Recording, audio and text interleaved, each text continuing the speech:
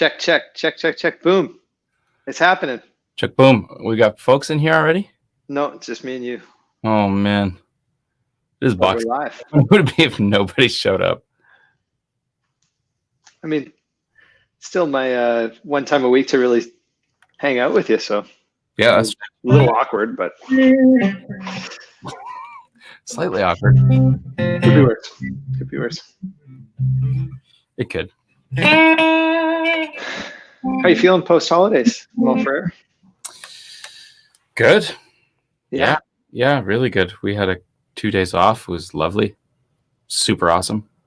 Is Anna working today? She is, yeah. Yeah. Hey, we got some people in the house. Oh, nice. Folks are rolling in. We got a whole bunch of folks on the Joey Landreth Facebook page. And we got a handful of folks on the Bros YouTube page. Hello, everybody. Merry Christmas, Dan. Hey, Dan Drive. Merry Christmas. Firecracker. Ah! Hey, from Wisconsin. Hello to Wisconsin. For all those who might care, it may be that Dan and I from Dan Drive are working on something. Whoa! We might be talking about a pedal. Wrong year in the title. Did I put the wrong title? What did I put for a title? Clifton. What did I say for the title? Did I even put a year in the title? What was I thinking? Says AMA December. All I see is December 2 ... Oh yeah, December 26th. Yeah. What did I say?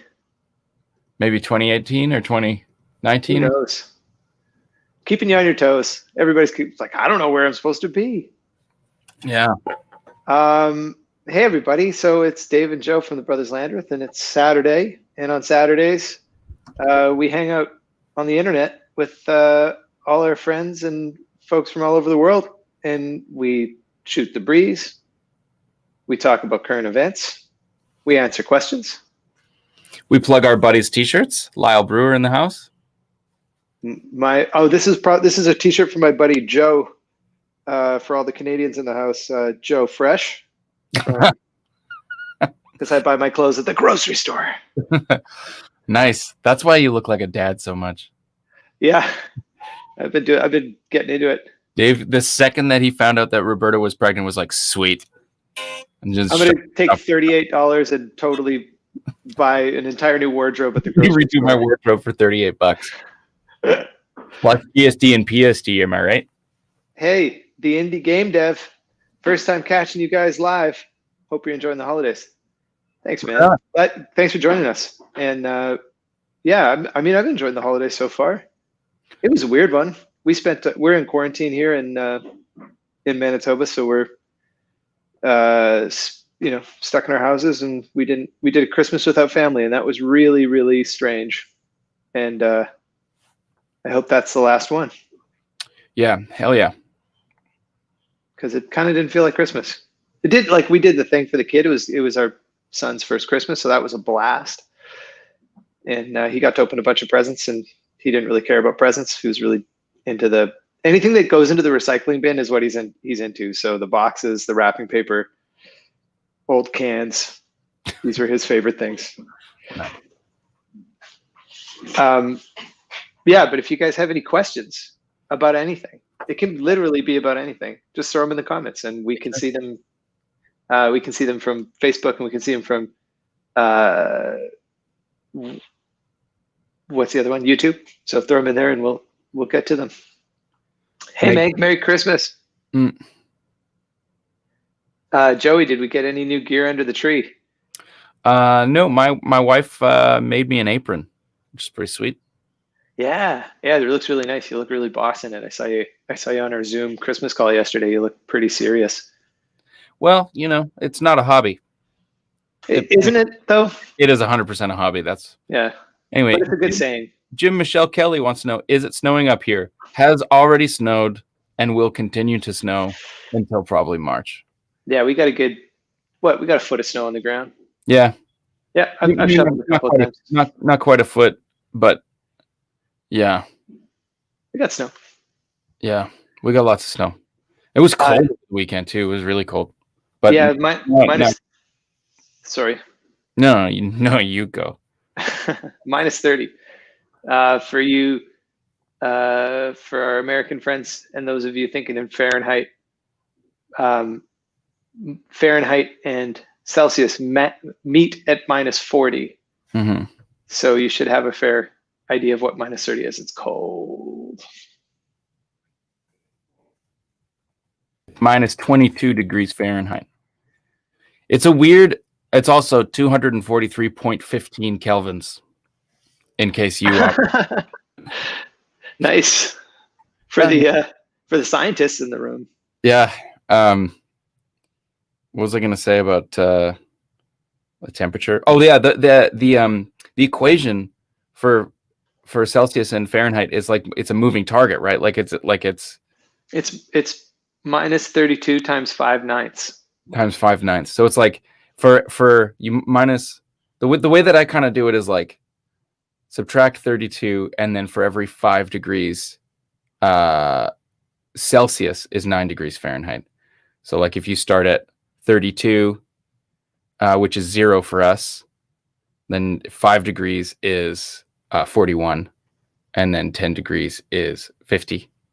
15 degrees is 59. Anyways, who cares? Who cares? Fascinating. I literally watched the subscriber count just plummet. The people that were sitting there were just like bump, bump, bump, bump, bump, bump. all the people with what the hell? calculators on their phones are like, get out of here. Listen, folks, we've been eating nothing but sweet candy for the last 3 days, so our brains are just fried. Yeah. Net 30, eh? Joey. What? Here's one for you from Alexander Webb. Merry Christmas, Alexander. I just got Joey's signature pedal for Christmas. What's your favorite mode on the drive and boost? My favorite mode on the Golden Boy is the purple mode. I can't remember if that's asymmetrical or symmetrical. I think it's asymmetrical clipping diodes. And the boost mode, I really like the just the purple mode on the drive side. I like, which is kind of my favorite flavor of Blues Breaker. And then the clean boost, I like the full range, which is the blue mode, and then I like the I can't remember what it's called, but the sort of light blue one.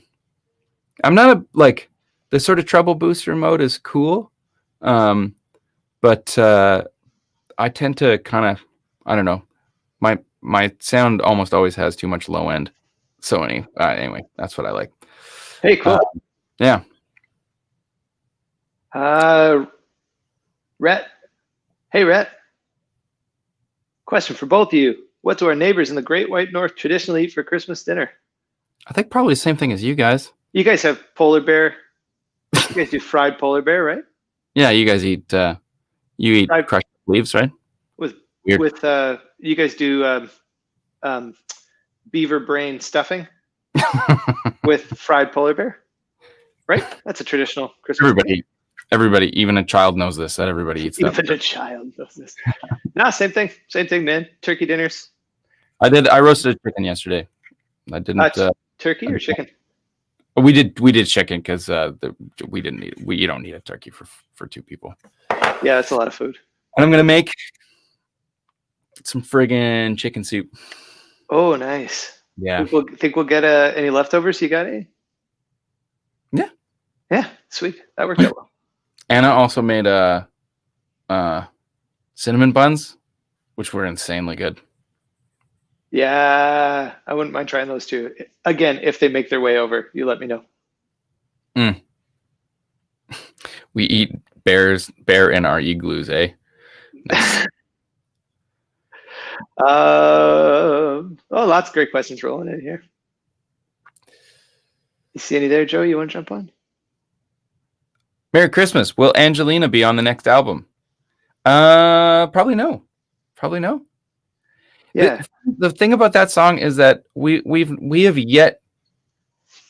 really yet to record a version of it that felt great, and I think it was just because the tempo moves actually quite considerably between the verse and the chorus, and it's just one of those things that happens live sort of naturally and didn't really translate that well to tape. So I don't know. Maybe one of these days we'll dig it up, but the likelihood that it'll be on the next record is not Pretty so much. slim. I'd say pretty slim.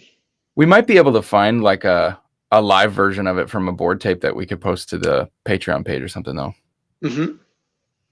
Yeah, there's a video of it on YouTube too. I think that's where most people know it from. I can just go grab that and convert it like all to MP3, and we could just post that on Spotify, and there you go. Boom. Boom. Boom. Lo-fi Christmas presents. Oh, that's a cool. Pierre says, "Ooh, oh yeah. I haven't seen this doc yet. Apparently, it's great. Have either of you seen the Bee Gees documentary? At one point, Noel Gallagher says that when you've got brothers singing, it's like an instrument that nobody else can buy. Any thoughts about that?" Yeah, there's something to sibling harmony for sure. I mean, when we very first started this project, Joey and I sat down and bashed together a couple of song ideas and recorded them on our phones, probably almost 10 years ago now. And but I think we both had the same interesting realization that we listened back to it and was like, hey, you know what? I can't really tell your voice from mine. Isn't that interesting? Yeah. And that's kind of always held true for the most part. And then we were like, market it and sell it and let's make millions. Let's make tens of pennies. But yeah, that's the thing. I think it's cool. I mean, I've thousands of dollars. I think I think there are all flavors too. You know, I've heard some sibling harmony that is like out of this world. And I've always felt like, you know, my singing is pretty utilitarian where that's concerned. So there's all kinds of shades of sibling harmony, but yeah, it's a cool thing. Or two not Brothers Landreth to put out. Do you ever write songs that you feel are too not Brothers Landreth to put out? No, that's definitely not a thing. We only know how to make one kind of sound. I mean, I think we write songs that we're like, well, we've written tons of songs that sort of die on the editing room floor or sort of get.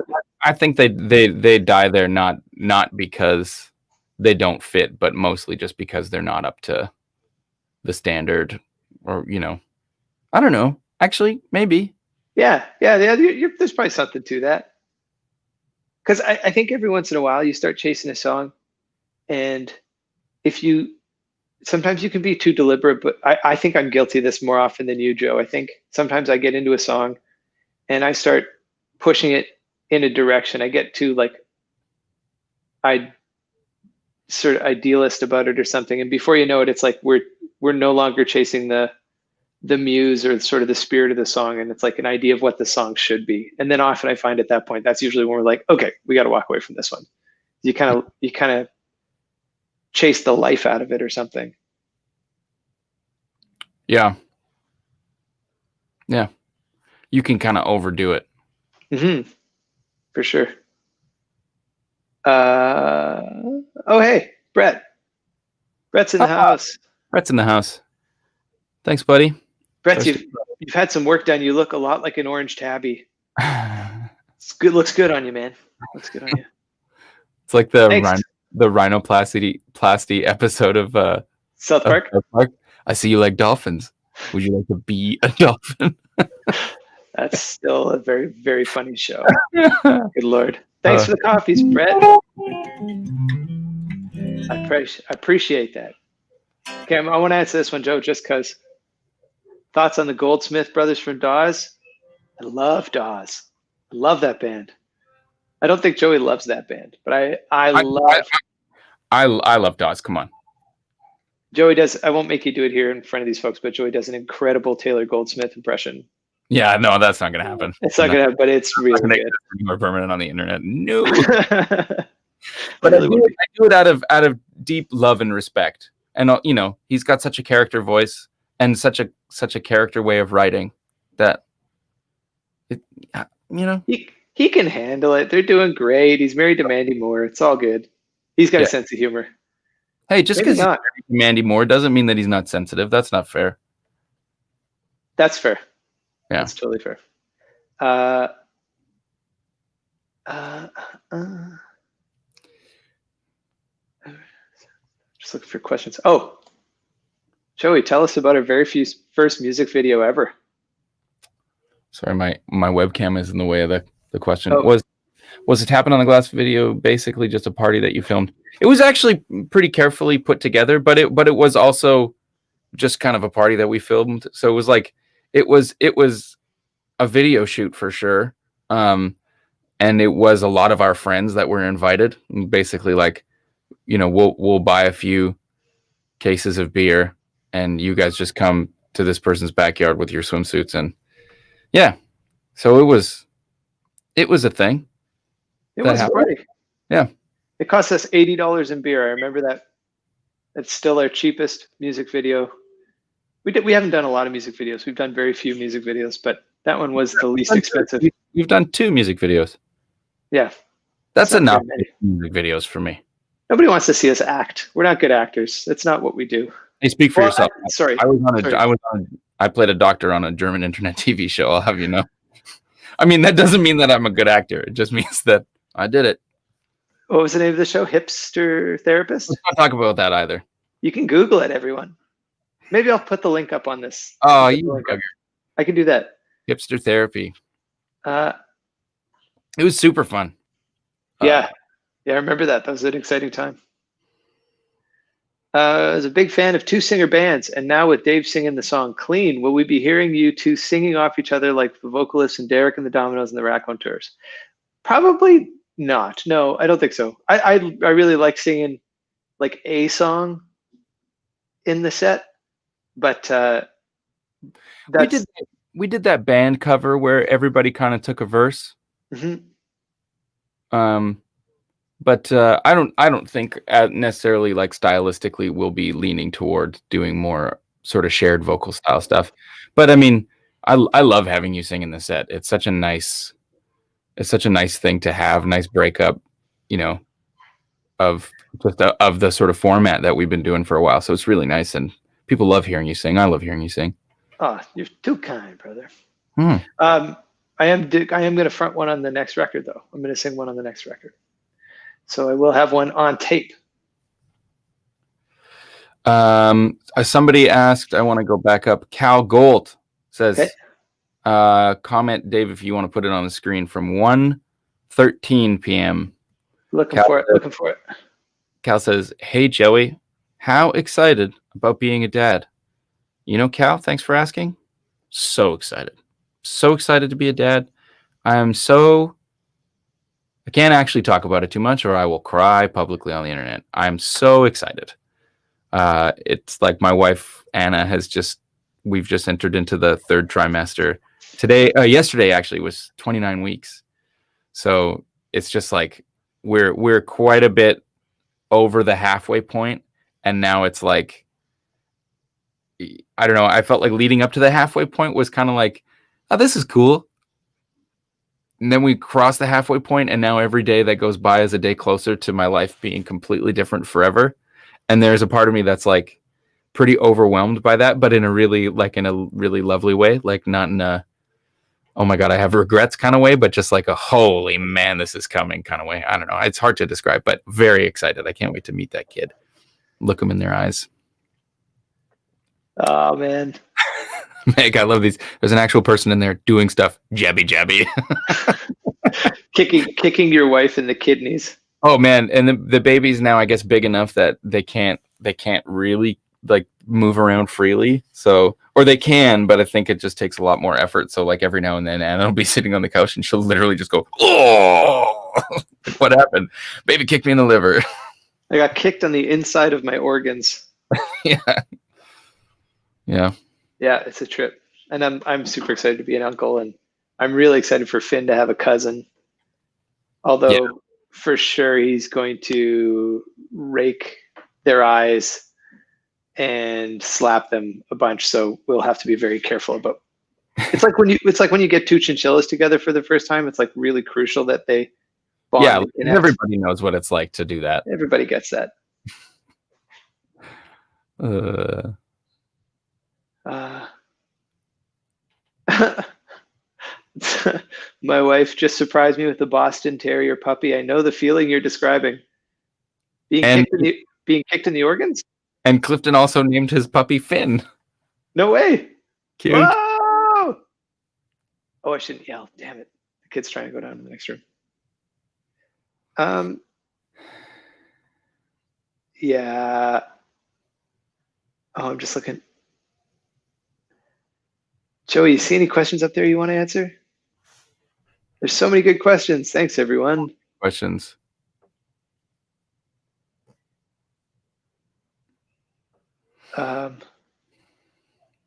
Mark says, not a question, but Mark's just making us feel good. You guys are my new favorite group. Thanks, Mark. Appreciate that,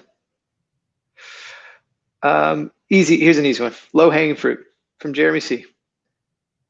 We know so much about Joey's board amps, but Dave, what's on your board these days? Favorite amp?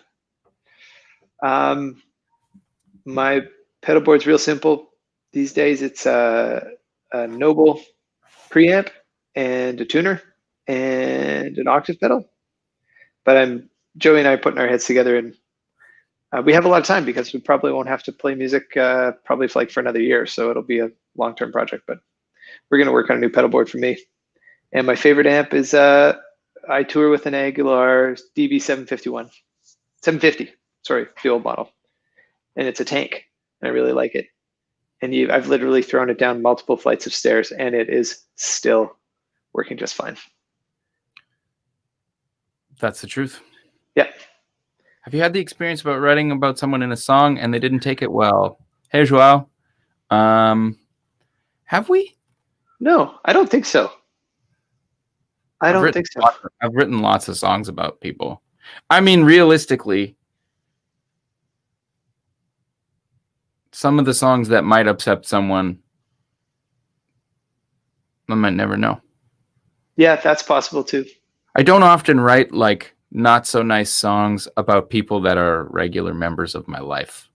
I think that's not a great habit to be in. Yeah, that can paint you into some weird corners. And I think it can be kind of like a passive aggressive move too. It can. You know? Yeah. Great question though. Yeah. Yeah. You do run the risk of upsetting some people.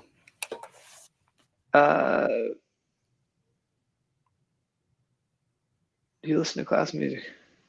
Joe, you're into some sort of like, you've been listening to a lot of like neoclassical modern sort of composers, hey?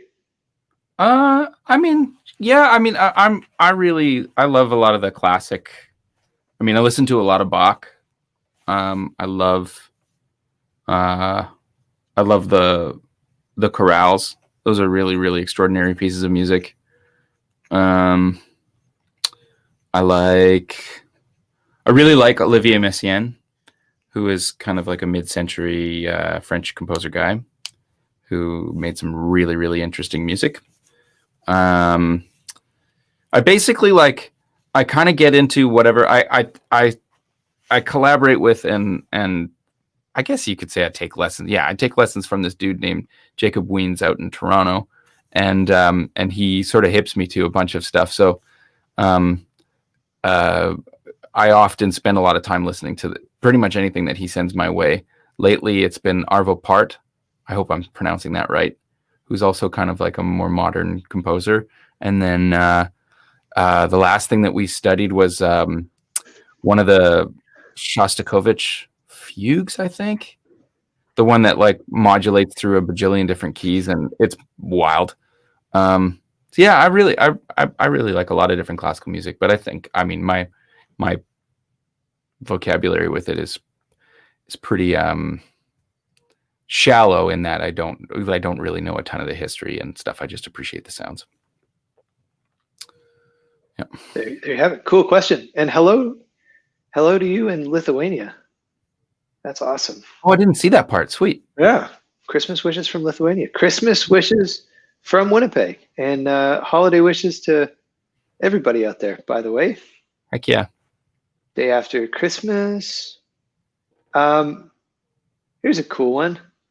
Dean and Trish, I suppose. Maybe two people sharing a handle. Any song you've written, recorded that after years of performing live and working out, you wish you'd have done differently than what you'd done at the time.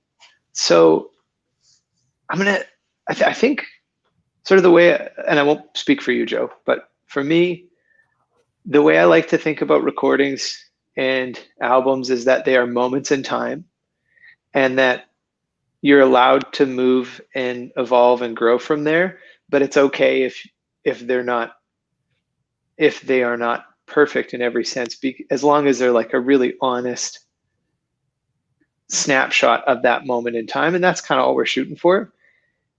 Because I think even with Let It Lie, there's a lot of stuff that we would have done differently. Like Joey, you lament the fact that you were really sick during those sessions. Mm-hmm. And every time you listen to it, you can kind of hear the cold and you're like the head cold you had.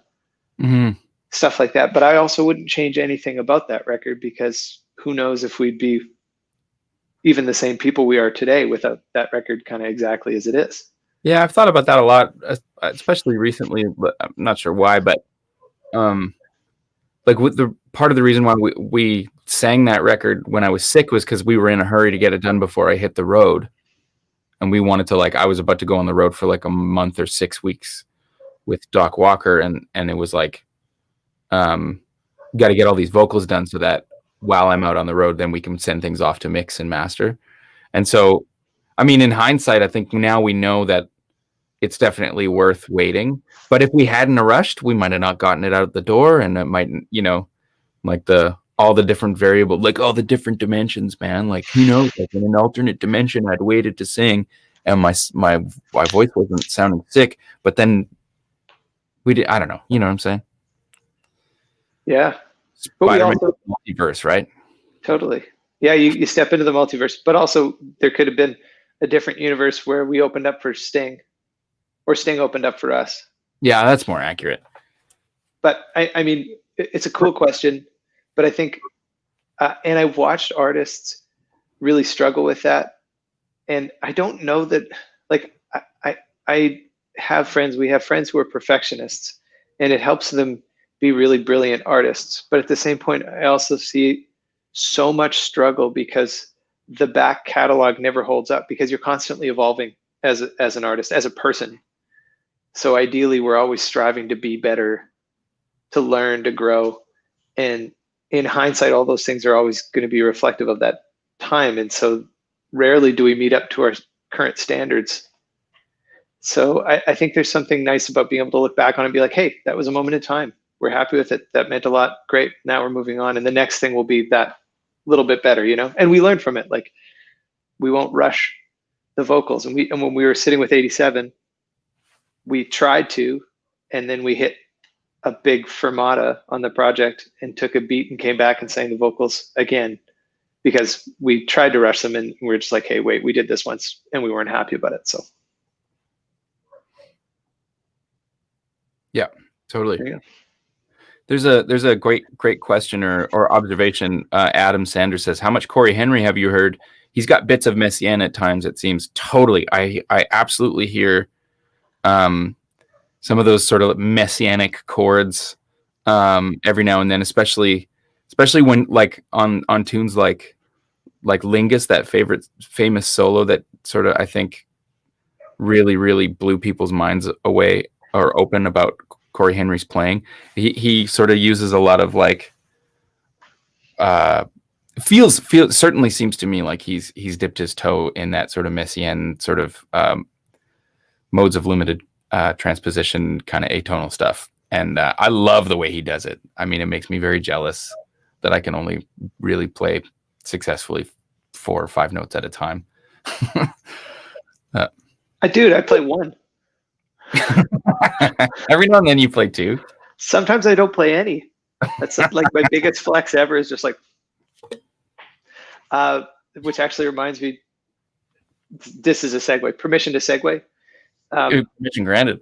On our on that live video that we have from the DC show. I did the classic Dave move where we started the song and I forgot to turn my tuner off, which is always which is always such a a limp way to jump out of the gate on a song. It's just like 1, 2, 3, 4, whole band without the bass. It's just so just like you look over at me just like, come on. I can't tell you how many times I've done that. You'd think I'd learn. I haven't. You would think. Is playing on Austin City Limits on your wish list? You would be perfect for the show. Yes, absolutely. Man, that would just be the craziest, coolest thing. I remember watching Stevie Ray Vaughan live at Austin City Limits as little kids, just being gobsmacked. That would be pretty special. Yeah. See any questions you want to jump on, Joey? Somebody says, how do you feel about Derek Trucks' slide tone style in comparison to Joey? Also, thoughts on different slide materials for different sounds. I certainly would rather never compare my tone and style to Derek Trucks. But I mean, I borrowed a lot from his playing and also a lot from the people who inspired him.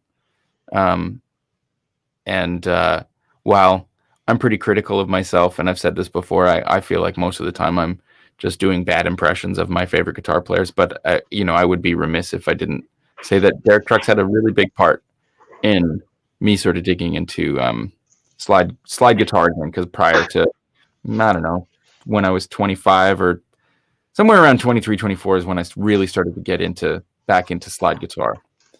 And yeah. Sorry, Joe. I'm just. I am trying to figure out why part of our stream isn't working here.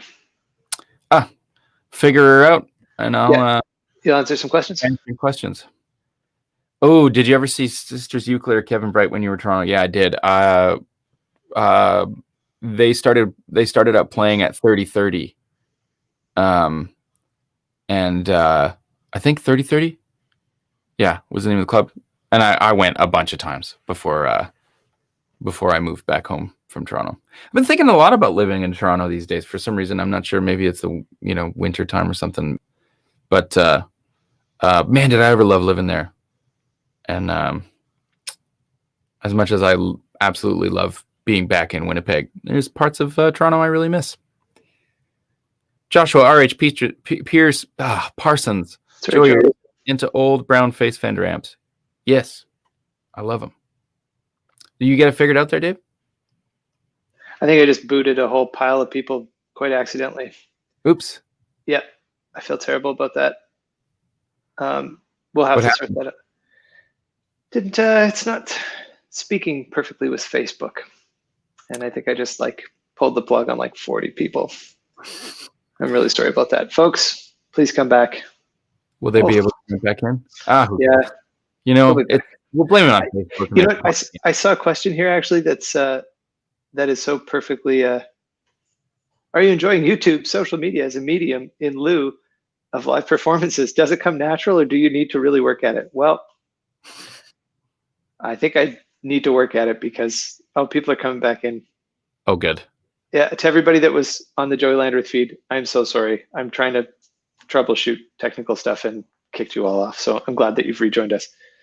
I've really come to enjoy this, whatever this is that we're doing, sort of chatting with folks and also spending an hour with my brother once a week is really nice because we've been in complete sort of isolation.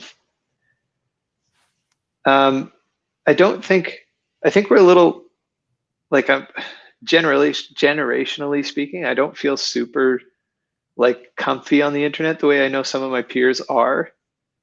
Again, I won't speak to you, Joe, but I definitely it takes a little bit of work to try to be okay, I got to think about putting up regular posts and think about sort of being active on these platforms. But I will say that in the absence of touring and playing and performing and this has been a really nice way of staying in touch with people, and it does, like, once a week it kind of makes me feel like a musician, even though we're not playing music, we're talking about music, we're thinking about music. It puts me in that headspace, connects us with these folks that I know listen to our music, care about our music, and that's all. That just makes for a pretty nice feeling that yeah, is helping me get through this very, very weird in between time. Yeah. I think as a medium in lieu of live performances, for me, no, definitely no. It's nice to be able to do this, and I've done a couple of like solo sets, short solo sets, and it's just such a drag because like, you know, the quality is kind of tough to control because you're up against your own internet, other people's internet, and you know, I mean, if we're never able to play another show again, then absolutely I'll figure something out. But you know, I'm kind of holding out that we'll be able to get back to playing shows. Hey, 1:34 p.m. Aaron Sternke, buddy of mine from out Seattle way. What's up, guys? COVID blows. Here's to a better 2021. Amen to all of that. Aaron, nice to see you on here. Anybody a fan of COVID that wants to contest that? Oof. Not likely, hey? Well, hear him out. No. What is the distance between you bros? About 5 kilometers, 3 miles. Right now I'm Dad. about 4. Oh no, you're at the studio. You're like a mile. Kilometer 0.6, I'd say. Maybe even less. Yams, baby.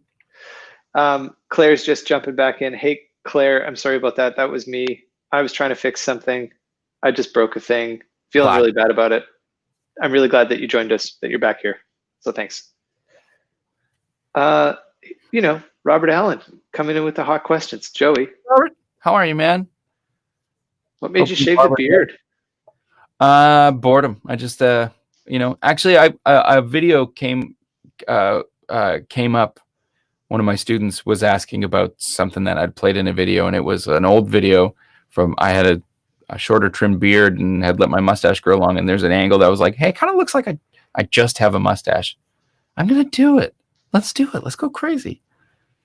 I guess actually no, I shaved the whole beard off. I just trimmed everything down and then decided to grow the mustache up. But I don't know, because why not? You know, there wasn't really anything motivating it. Yep. Yeah. Anyway, Merry Christmas, Robert, and send our best to Barb. Yeah. Cal's back. Hey, back. Hey, back. Hey, back. How's Cal? Hey. We kind of talked about this briefly, but Merry Christmas, guys. Merry Christmas, Tom. How are you guys mentally finding with the rolling with the punches with the whole pandemic, kind of not having a definitive date to start playing live again? Yeah, it's tough. It's tough. Oddly, like I'm missing music pretty heavily, but there's something that I've found. Just the fact that all of us, everywhere, regardless of what you're doing, are affected by the same thing somehow to some degree. That all of our lives are disrupted. I can't feel bad for myself about not being able to play music too much. I miss it. I have moments for sure. But you know, we're all in this thing together, and it will subside. We will come through the other end of this, and there will be so much great music waiting for us at the end of this rainbow. And I'm so excited for that. But yeah, I don't know. That's obviously a huge can of worms. Yeah, but I'm hanging in. How you doing, Joe? How you rolling with it? You know, one day at a time. Yeah. And like I'm definitely entering the part of all this lockdown stuff where I'm finding it kind of frustrating to have no break from the monotony, but I'm just kind of constantly reminding myself that, you know, me and no one I know has gotten sick. we haven't lost anybody directly super close to us. You know, we have friends who have lost parents. We have friends who have lost grandparents. We're not in that boat. So that's just kind of what I try to focus on the fact that, you know, despite the challenges that have come with this time, we are lucky. We have made it relatively unscathed. So there's one up here, but one up here. PM Music. Quick question: are you the Prime Minister? Are you Justin Trudeau? Are you weighing in on our live stream? PM. Where do you see that, Joey? What's the 1:38 p.m. I'm trying to be funny, but it's falling flat. Can you talk about other Canadian artists that we should check out, especially in the Montreal region? I'd like to help fellow Canadian musicians during these COVID times. Well, Ariel Posen is now local to Montreal. Yeah, he's now a Montrealian. He's now a Montrealer, so he's up there. Who else do we know from Montreal? What about Mark Barabay? Oh yeah, Mark Barabay. I don't know if he's still live in the Montreal area, but I think he's in Switzerland now. I think he up and moved his family. Oh, that's right. Yeah, they're in. Okay, scratch that. Lots of great musicians from Montreal, but Begonia, our pal Begonia, who's not from Montreal, but she's from Winnipeg. We love her. Yeah. Chris Ulrich. Yep. He's got a record coming out next month that we love. Who else? Liam Duncan, Field Guide, Roman Clark. These are all friends of ours, of course. Man, I don't know. We could go on and on and on. There's lots and lots. Actually, you want to check out some cool artists? I'm going to plug our record label. I'm even going to do, I just learned this, Joy. Check this out. www.birthdaycakemedia.com. Check this out. Go to that website, www.birthdaycakemedia.com. That's our website for our record label that we run. And yeah, you can check out a bunch of artists. Yeah, Leith Ross, of course, absolutely. Man, Leith put out my favorite record of 2020. Such a beautiful album. Mike Carbone was making gnocchi. Man, we should compare notes. Do you find a few common challenges or mistakes young writers or bands make? Great question.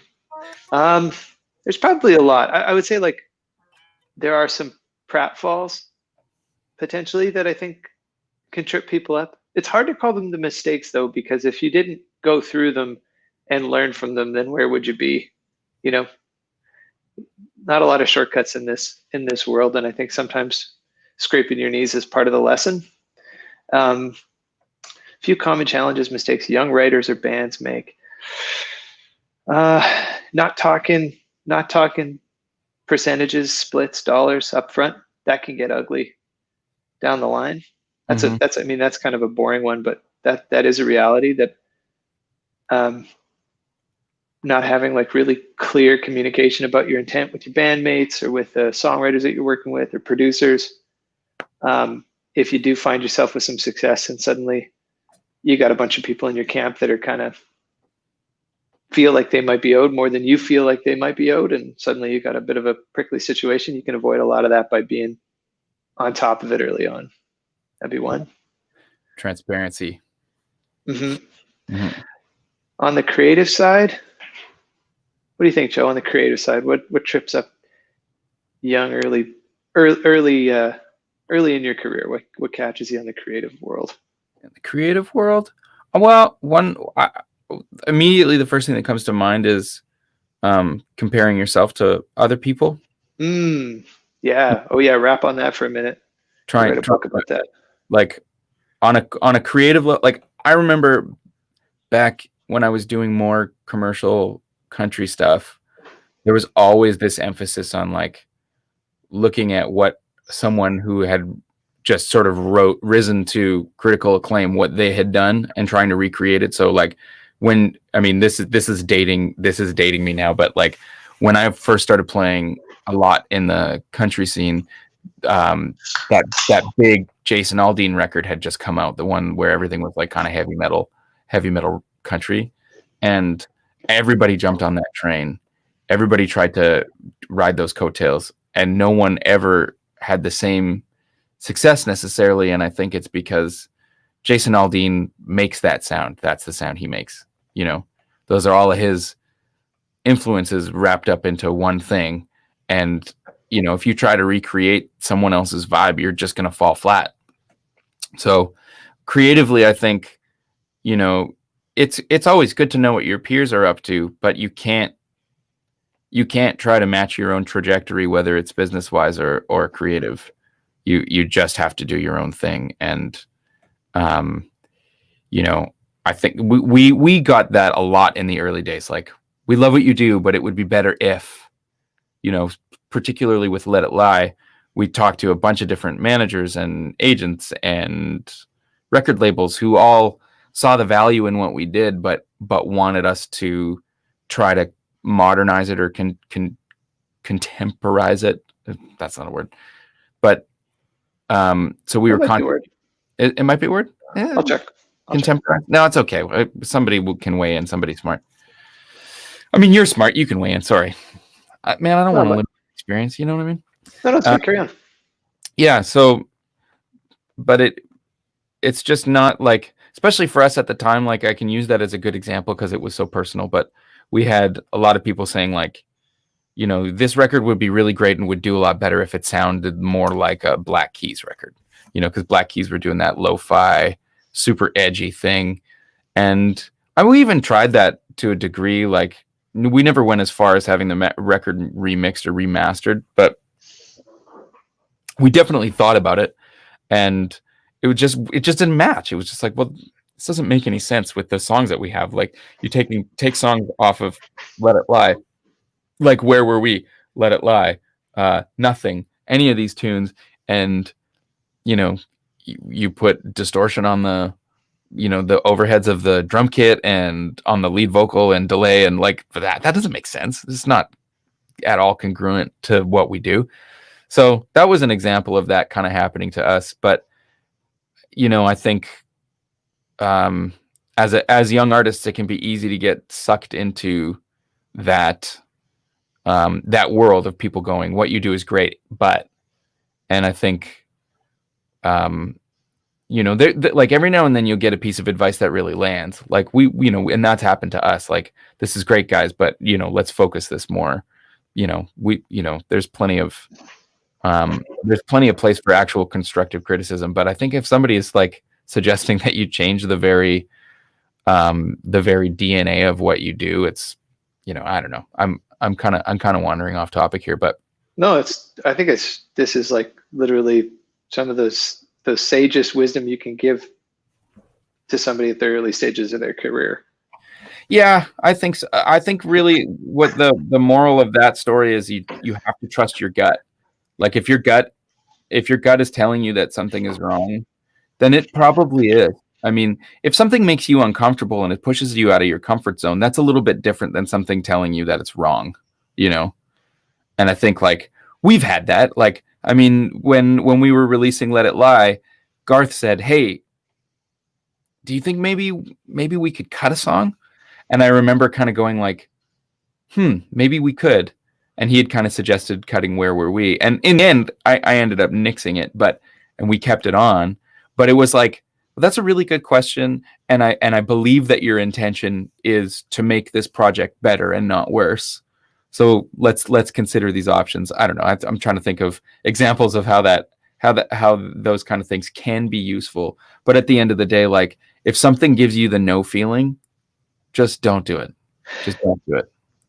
Further to that, I think one of the hardest things to do when you're starting off, and every once in a while you meet an artist who has a really clear sense of this, but just simply knowing who you are and what you want to do with your art, with your music, with your songs is really tough. And I think you have to spend some time early in your career, and you have the most freedom to explore this stuff before you sort of start releasing music and maybe touring and getting busy.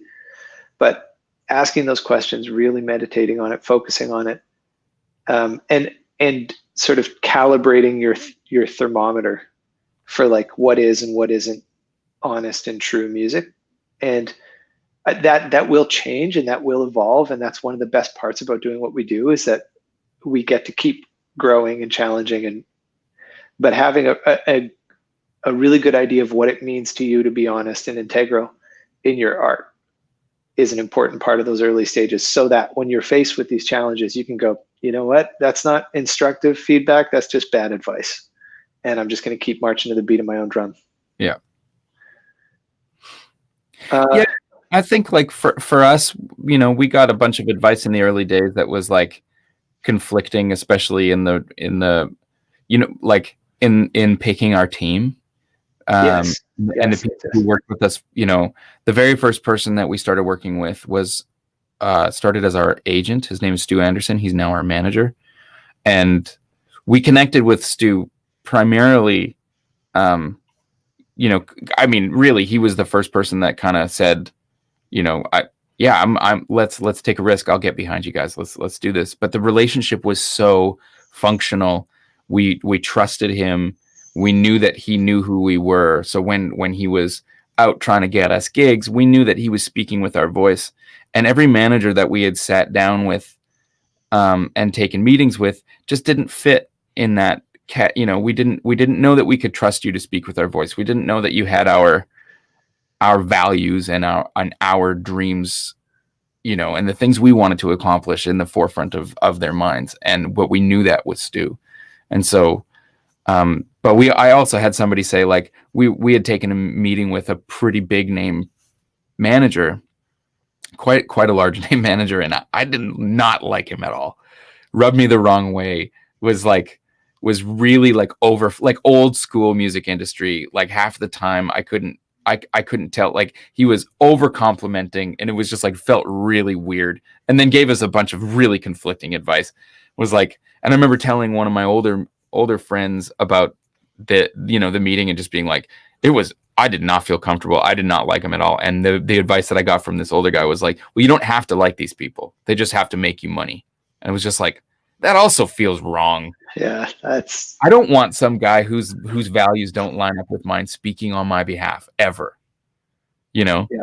And I don't want to get to a gig and find out that my manager did something like unethical or, you know, insensitive on behalf of me, trying to get me more money for a gig. Like I don't ever want that happening. So, you know, I think it is really important that you find people that you know you can trust. You don't always have to get along, you know, but you have to find people that, I mean, I think it says it best when we say who can speak with your voice. So anyway. Heck yeah. Great question, David. Thanks for opening that can of worms. Yeah. Also caveat to everyone everywhere. This is just off the cuff. Don't take this as written gospel. We're just rapping here. Our 2 cents, but take it or leave it. Sean Watkins says contemporize is a word and it means what you think it does. So triple word Joey Landry. So smart right now. Mitch Marsden says, should you pitch a new record to a label before or after it is recorded? Very quickly, I would say if you are cold calling somebody that you're not familiar with, then I would say you want to send it once it's done, once it's mixed. You can wait. It's up to you if you want to wait for it to be mastered or not. I would just communicate that. And most people can sort of think about that when they're listening to it. If a record label's down for your record, they're not going to care about the master, but a mix could definitely sway somebody. A good mix or a bad mix could make put your record sort of over the line, I think. So I would say post-mix, pre or post-master is up to you. But if you're cold calling somebody, if you pitch it to them too soon, you're going to give the wrong impression. And you may not be jumping off on your best foot. And I think that's really critical. If you know somebody really well and they understand who you are, they've been maybe a part of your story earlier on, that's a little different. But generally speaking, I'd say post-mix. Yeah, heck yeah. There's one over here, Dave. I think I'd love to send your way. 153 from Cody Carrick. What business-oriented team member members do you feel most critical? Manager, agent, publicist, tour manager, etc. Any tips on seeking out the right ones? Cool. Wicked question. Cody. I would say early on. You know what? Honestly, in this, what I'm going to, loosely sort of refer to as the new music business that we're sort of watching unfold, especially in COVID times. I would say, maybe one of your best steps forward would be working with some sort of marketing consultant, which is, I've never said this out loud before because I think I would have said early on that an agent yeah, can do a lot for you. I will back that up and say that before you get an agent, you need to demonstrate that you are capable of booking tours really proficiently on your own. In 95% of the cases, an agent doesn't want to get involved with the band until they see that, one, they have a basic understanding of what it takes to get out on the road, and two, somebody that has at least proven that they can do it, they have the stomach for it. So typically you got to book your own shows and do a pretty good job of it before an agent comes on. But in today's kind of post-COVID world, I think having a digital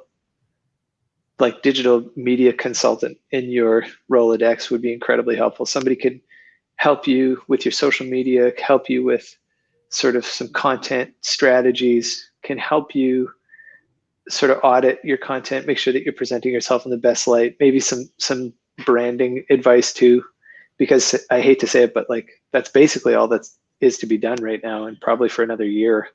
Mm-hmm. You can make records, but how are you going to put them out, and how are people going to see them? How are they going to interact with them? So usually a manager comes much later in the equation. And again, once you've sort of proven that you can do all these jobs yourself, but you're now too busy to do them yourself, that's typically when a manager comes along. Tour manager, I mean, we don't even have a tour manager. We still do that ourselves. So if that gives you any sort of context. And then a publicist. These days, we are shying away from traditional publicity. It's really, really hard to get any pickup in the press or the media. So great question.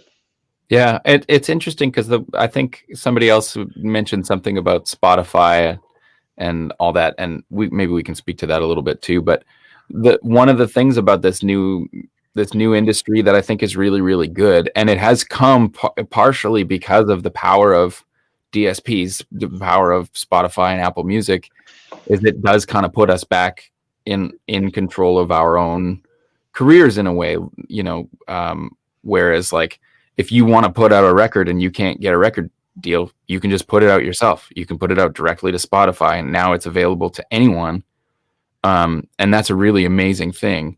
Whereas I think like, and also somebody mentioned something about multi-genre. Cal Gold mentioned multi-genre. I think all of these things become really interesting topics in this new community that we are a part of and building. Whereas I think when I first started touring around as a side person, there was like heavy emphasis on radio, heavy emphasis on having a very firm hold. Even at the beginning of the Brothers Landreth, there was a firm like, what is this? Is this country music? Is it Americana? Is it this? Is it that? Is it blues? Is it funk? And we had a lot of trouble in the early days of, well, it's not this and it's not that, so what do we call it? And now kind of doesn't matter. Like when I see what like Apple Music calls my music, I just find it funny. And I don't think any of the people who follow me or my music would agree. Like, on some platforms it's rock, on some platforms it's country rock. It doesn't really matter. I think we're in a place where because we can control our own destiny to a very large degree through putting out music on your own and controlling how people view you through social media in your marketing. It's less about those traditional metrics, I think. I mean, I would love to see Spotify pay out a whole lot more, but I think like, I watched one major label deal go down in the early days of my sideman career. I was working with a band who got signed to a major label. So much money was thrown at it, so much hype was given to it, and eventually the record was completely shelved.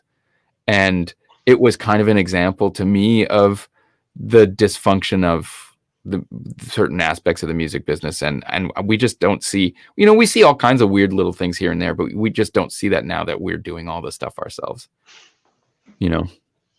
and I wanted to say one quick thing on what you had said, Dave, about it being really important to know what it takes to book your own tours, because we did that in the early days. Dave and I booked a lot, or tried to book a lot of our own shows, and man, it's probably, I mean, in my experience, was like the most grueling job.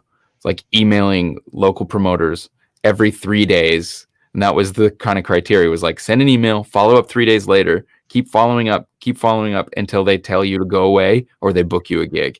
And so like I had a spreadsheet that had like all of the people that I'd reached out to in particular regions, when I'd followed up with them, and I followed up with them every 3 days until literally they were like, fuck off, quit emailing me, or fine, I'll book your band. Or, in the very rare occurrence where somebody would go, love your band, but it just doesn't fit here, and I went through so many demeaning, like not demeaning, but definitely discouraging, humbling experiences trying to book those shows, that when we did partner with an agent, I truly appreciated what their job is like. And, I think everybody, when you first start out in your music career, you're just like, well, if I get a team, then away I go. It's like, no, you have to build up your reputation too. Like you can get signed to a great booking agency, and it does not mean that you're going to be getting gigs right away. You have to put in your due diligence. You have to go and play support shows and build up your name. And it's a long process, but it's all worth doing. Okay. Heck I've yeah. Okay. I got one here. Wilf says, how much easier would it be to be a musician if you receive the money your art deserves from people streaming your songs? Spotify, cough, cough. Oh, calling out Spotify. Well, I will say this, I think there's actually a lot of good that has come from Spotify. I know that's not necessarily a super popular opinion.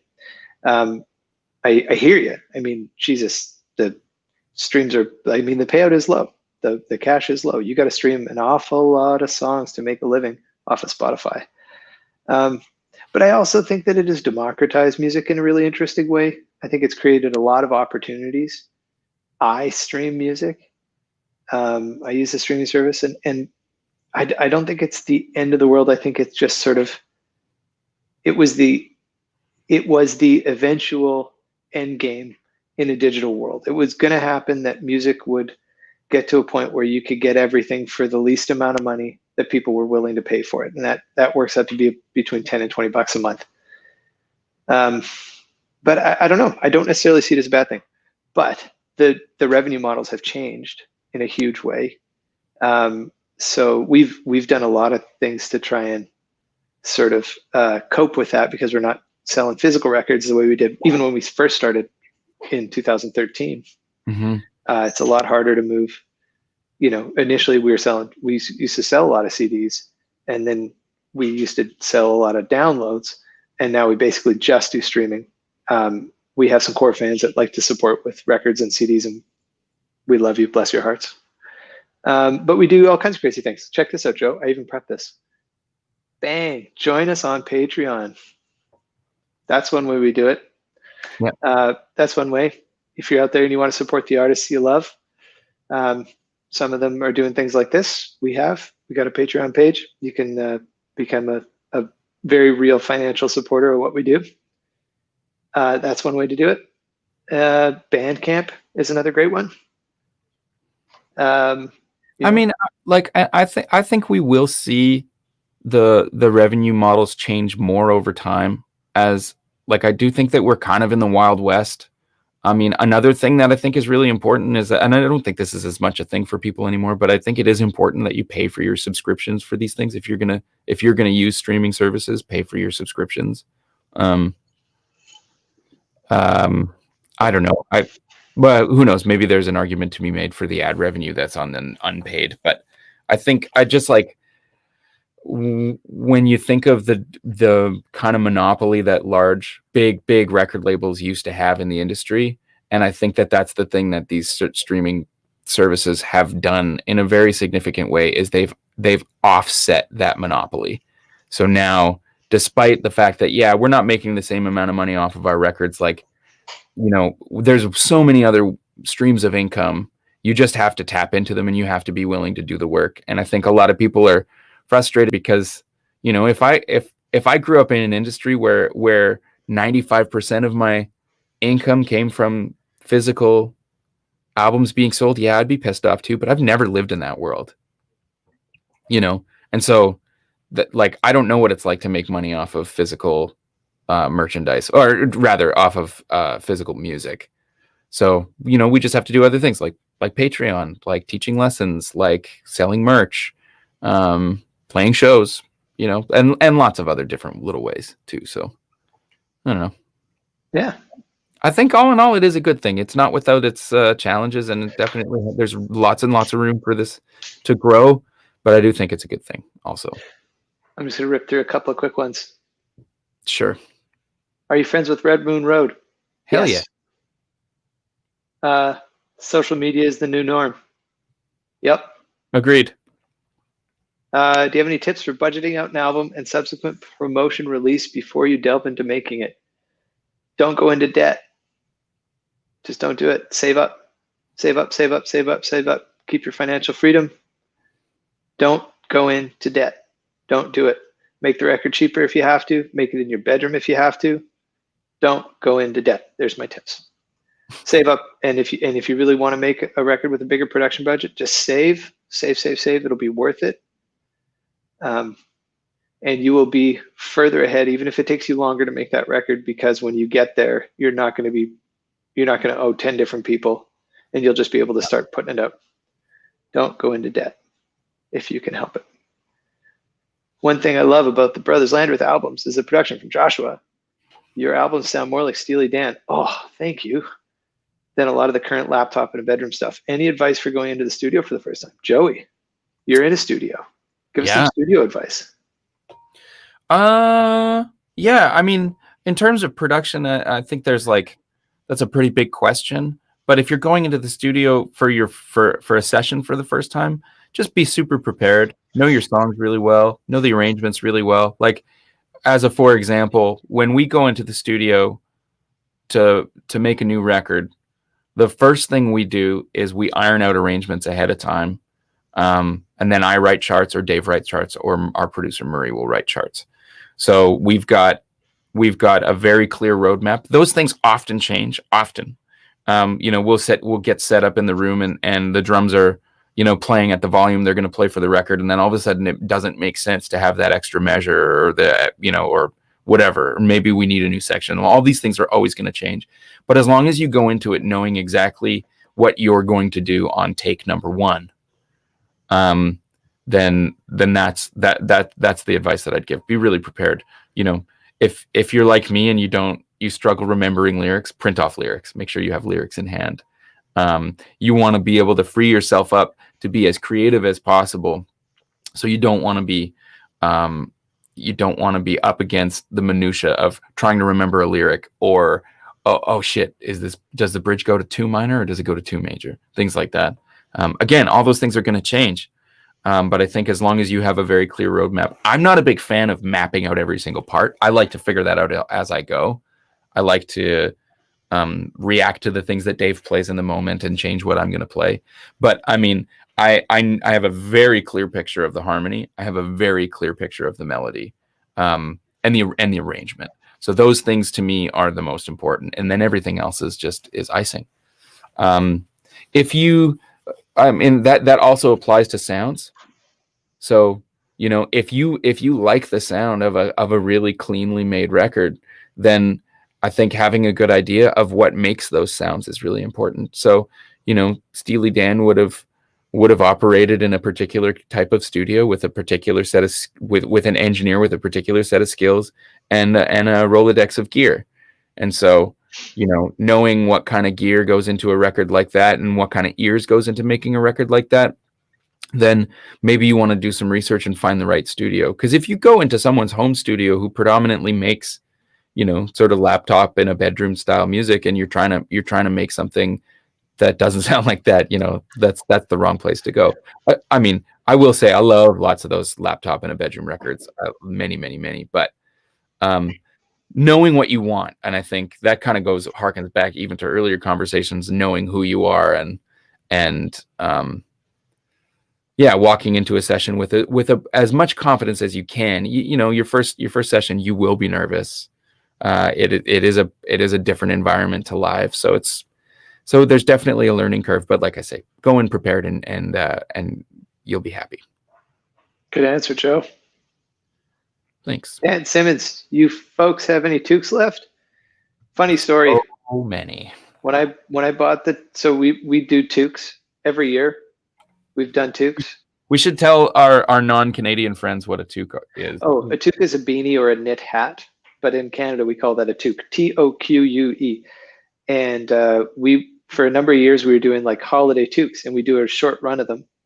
And in about 2017, 2018, it was on me to reorder them, and I couldn't remember how many we reordered, how many we had ordered, and I added a 0, and it was like, I don't remember them being that expensive, but okay. I mean, right? It's not inexpensive. They're nicely made, no sweat. And then they showed up on a truck, and there was like, and the boxes just kept coming, and I was like, we have like 1,000 or something. Dear Lord, how many toques have I ordered? I ordered 500 instead of 50. So long story short, yes, Dan, we have so many toques. Yeah, do you want 4 or 5 or 40? or 40? There are still some up on our web store if you go to thebroslander.com/store. Cal says, I'm helping you guys on Patreon. Be like Cal. Thank you, Cal. Thanks, Cal. I appreciate that. Honest to God, we appreciate you so much. Anybody who's out there supporting us, if you're listening to the records, if you're buying merch, if you're hanging out with us on Patreon, if you're here in the comments, we appreciate you. However you show up, however you choose to interact, we're so grateful just to have you along for the ride. So thank you. Yeah. Mario, do you feel that these days record labels are a bit extinct with the availability to be a DIY band? Well, not entirely. I would say that definitely traditional record label models like you may have seen 20 years ago don't seem as relevant now. But and I'm saying this mainly because we have started a record label, so I certainly don't think that we're going the way of the dodo. At least I hope not. And I think there is a really important part of the team that you can fill with a really competent record label, somebody who really cares about your music and really wants to do right by that. I think when people think about record label deals, they think about big major label deals. And the reality is that's so few people ever interact at that level.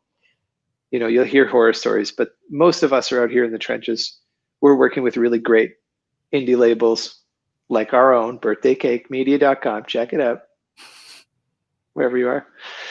But yeah, most of us are in the trenches working with small independent record labels who are working really hard, who are really passionate, who really care. You know, make sure you got a lawyer and look over your deal too. If you're thinking about record label deals, make sure you're getting a fair shake, and then you'll probably be all right. Joe, anything to add to that? No. Okay. Shout out to Roberta for her absolutely fantastic graphic design too. This is couple dads just raising the roof. Raising the roof. That's my wife. My wife Roberta does all of the design for the Broslander with them for Joey's solo projects, and I am biased. I think she's absolutely brilliant. Daryl Havers, you're fucking cruising for a bruising here, bud. It doesn't. Thank you for saying so, but we all know that this mustache just don't compare. Here, now I'm self-conscious. I mean, you do have a nice mustache. You're very handsome. Thanks, brother. Yeah. Amy, pumping our tires, says, I always feel like you guys should be way more famous than you are. Are you content with your level of popularity? Absolutely. Yeah. And hi, Amy. Merry Christmas. Yeah, no, I mean, I think fame is a drag. I don't know a lot of people that are famous, but the few that I do, they don't speak too highly of it. I am so grateful. We are so grateful for the fans that we have, the people that like our music, that come to our shows. They are some of the finest people on the planet. And that's, yeah, I don't know. I think actual fame is like pretty stifling and unpleasant. And, whatever level of popular we are, I suppose that seems to work for me, Joe. Yeah. Yeah. I mean, I'm so grateful to be where we're at. I think for a lot of people, you're like the perception of, of the level that we're at versus what it actually translates to might be a little off. Like, we're certainly not rich. We're certainly not famous, but I get to make my living making music with my brother. And, when I do the solo stuff, I get to make a living making music with my friends. And it is, it's not an easy way to live your life, but it's a tremendously rewarding way. And like, I would never turn down the opportunity to play bigger shows, make a little extra coin, but I have absolutely no complaints for where we're at. And to be honest, this is I never dreamt that I would live this life. I never dreamt that I would play the shows that I've played, and I never dreamt I'd ever be in a guitar magazine. All of this stuff is, I don't know. It's an interesting thing. I mean, we grew up in a time when it was like we didn't see a lot of Canadians from small cities doing stuff. Like there was a rare exception of like, the Guess Who or whatever. So it just wasn't on my radar that we'd ever be able to do things internationally. My biggest goal was like to one day play a show in my favorite club in town, and we grew up going to a place called Times Change. And my biggest goal, like I remember being in high school and sneaking into Times Change to watch shows, was like, one day I'm going to play here. And that was like the loftiest goal that I had. And I mean, granted, playing Times Change is it's a very special place here in Winnipeg, but I just never bothered dreaming bigger than that. So I'm very content. Absolutely. I think there's something to be said for having humble aspirations. I mean, working really hard, and I think we focus more on doing good work, and a lot of the things that have come out of that have been really rewarding. But I don't, we've never had really ambitious goals. And I mean, take it or leave it. I don't know if that's good advice or not, but it certainly has meant that we've spent a lot of time being really satisfied with where we're at in our careers. And that's something that I can take to the bank, Mm-hmm. like I'm satisfied.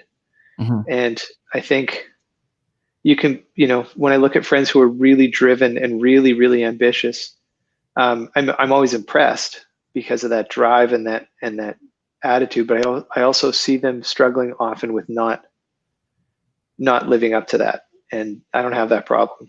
Just like you, my only goal, I want to play music for a living, and I've been doing that for a really long time now. And everything else is just cherries on top, man. Yeah. Joe, you'll appreciate this. Would my favorite Canadian childminders tell Nell and Mabley to go to bed? Nell and Mabley, go to bed, please. It is far past your bedtime. Way past your bedtime. You just stop harassing your parents. Crumpus.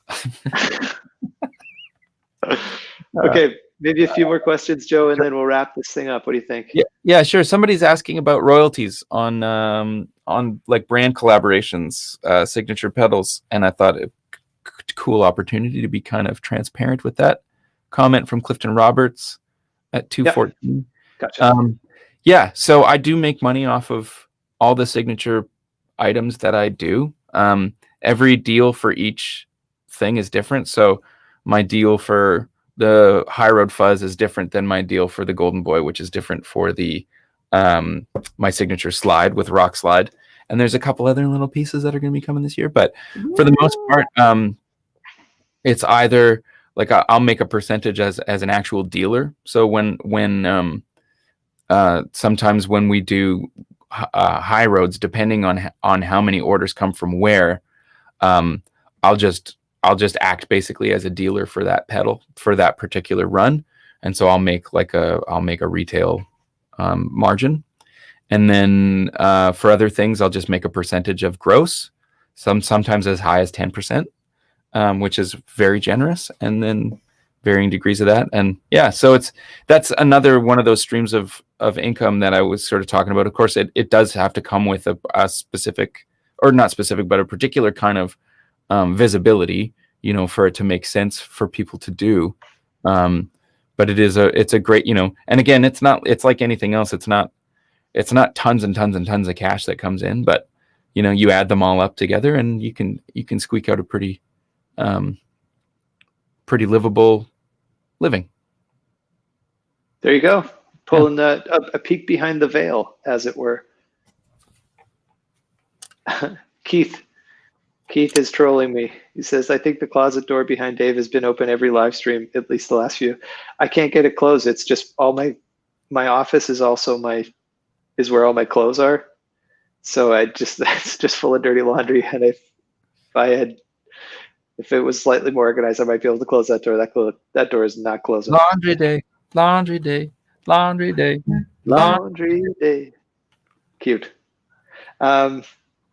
Kate says, just sent some of your CDs as holiday gifts and they were well received. 2 friends were previously unfamiliar with your music, but are fans now. Thanks for your wonderful music. Kate, thank you so much. That's such a sweet thing to do. And dang, we appreciate that so much. Spreading the word. Spreading the word. Iwaya's in the house. Iwaya, no way. Dang. We got to catch up. We got to catch up. What you're up to. Iwaya is a great singer-songwriter friend of ours. Yeah. Oh, this question came up before, and I'll click on it again because you followed through. You hung in. Yeah. Hey, Joey and Dave, short gear question. What are the best in-ear monitors in your opinion? Oh man, I mean, we've used West Tones and like those. I use a pair of in-ears from a Canadian company called Plunge Audio that I think are really fantastic. The Plunge Audio are definitely my favorite in-ears that I've ever used, but there's lots. I mean, honestly, the Shure, whatever they are, SCL3s are pretty great too. We carry a spare pair of those in our tour pack in case anybody loses or forgets theirs, and nobody ever complains. I think the difference, honestly, between more cost-effective versus more pricey in-ears, I don't want to say that it's not worth it because it definitely is, but it just depends on what you're listening for.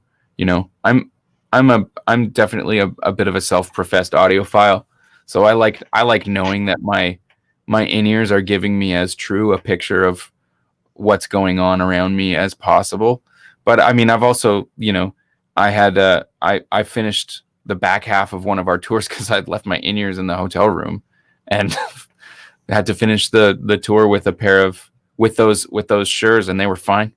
They weren't as deep, they weren't as 3D as my Plunge in-ears, but they did just fine. So, I think as long as you're not spending $15, I think to get into a decent set of in-ears, you probably have to spend a couple $100. Yeah. M Audio also makes relatively affordable and decent sounding ears, I believe. So, but yeah, West Tone and Plunge, those are probably our faves, Dave? I'd say so. I haven't tried the Plunge ones yet, but I sure would like to at some point. I'd say like diminishing returns. Did I just say returns? I hope so. Diminishing returns. Diminishing returns. Yeah. When it comes to high-end in-ears, like you really, I'd say unless you got some cash to throw around, you're probably good with the entry-level stuff. The molds are nice. Like if you can get a pair that can get fitted in with molds, they're a little more comfortable and they have a tendency not to wiggle around as much, especially if you're a bass player and you want to have a good seal so you can hear the low end. But even with my like really nice West Tones with the seals, I still find that like after a night of playing, they start to wiggle around and move and can be a little distracting. So just, yeah. Anders Hallgren, sorry, Dave. He says, what is the hour in Canada? And I always feel like I have to take these questions. So it's many different hours in Canada because it's a huge country. So Vancouver is 12:20. Edmonton would be 1:20. p.m. Winnipeg is 2:20, and Newfoundland would be almost 5 o'clock because they're 2.5 hours ahead of us. So That's right. yeah, those are all the time zones. Toronto is 3:30. Okay, I'll stop. You're cute. You're cute. Time zone master. I'm just trying to educate folks on the geography of our fair country. It's important. It's important. Once the world goes back to normal, you plan on coming to Chicago anytime? Yeah, man, for sure, Alex.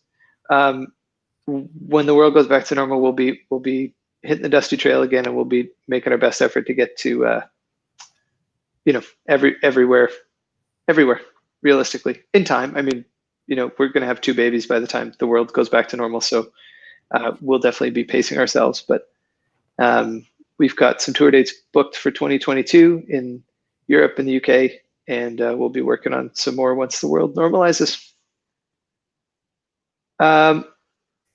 We got somebody tuning in from Treaty 7 territory. Greetings from Treaty 1. Right on, Wyatt. Yeah, we're Treaty 1 over here in Winnipeg. Yeah, I think that's it for me, Joe. We're almost at 90 minutes here, and I want to get a bit of lunch in before this kid wakes up, because we're going to go and spend the day walking outside. Absolutely. Yeah, well, it's always a total blast hanging out with you guys. Sorry, I'm reading more questions.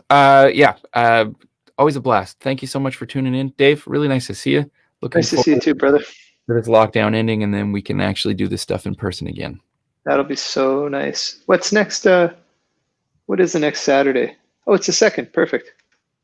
Day after New Year's Day. So we'll see y'all next year. Yeah, see you in 2021. Looking forward to turning this calendar over. A lot of good that came with this year. A lot of hardship. Looking forward to a fresh start in 2021. Yes. Okay. Yeah. Thanks, everybody. Thank you for joining us. Thanks for all the great questions. And look forward to chatting with you soon. Bye. Love you, Joe. Love you too, man. Take it easy. Bye.